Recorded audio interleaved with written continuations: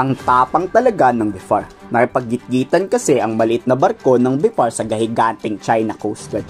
Napakadaming mga ngisdang Pilipino kasi ngayon ang nangingisda sa West Philippine Sea. At hindi yan nagugustuhan ng China. Dito napikon ang mga Chinese at binangga ng China Coast Guard ang barko ng BIFAR. Pero sa video mula sa mga Chinese, kita na lumaban ng BIFAR at nakipagbuno at gitgitan laban sa higanting barko. Yang banggaang yan ay tinawag ng China na bias media na provocation. Kaliit ng barko ng BIFAR tapos tayo pa daw ang nagpo-provoke. From the video, it is a jet stream water cannon that it is really intended to damage the structure and the communication equipment of Dato Pagbuayan. A good thing that the BIFAR vessel have seamanship skills to outmaneuver this bigger Coast Guard vessel. Pero noong isang araw, hinarang ng BRP Melchor Aquino ang China Coast Guard.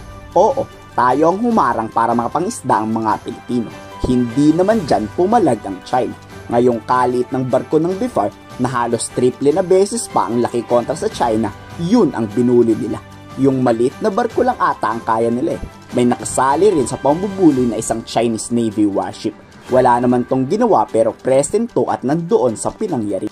This is actually the first time that we have documented a PLA Navy warship shadowing a Coast Guard vessel in Bajo de Masinloc at a distance of only 300 yards. This is actually an overkill. Imagine this, our BIFAR vessel is so small compared to this humongous size China Coast Guard vessel. And they have disregarded the collision regulation intentionally, side-sweeping a smaller Coast Guard, a smaller BIFAR vessel. Natanong naman ng National Maritime Council, kailan tayo gagamit ng actual na gray ship o barkong pandigma? Meron daw nakasunod sa Philippine Navy warship doon, pero hanggat walang ginagawang military action ang China, hindi daw tayo magpapadala nito. Ibig sabihin ng National Council ay dapat umatake muna ang China bago tayo susugod.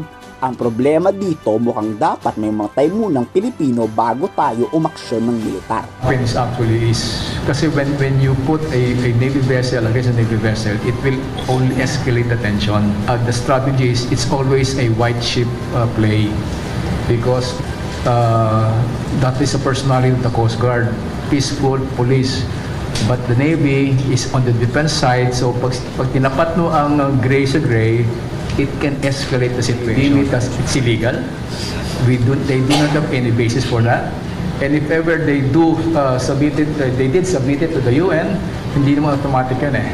It will still come up with a, will go through process. And we are praying that, well, the international law, the provisional clause will prevail. Walang Chinese maritime militia sa pinangyarihan, nagtatago ata, pero Chinese Coast Guard lang ang nandoon. Kayo, ano masasabi nyo sa muling pagpalag ng BIFAR kahit halata mong luging-lugi sila sa banggaan? I-komento sa baba ang salobi.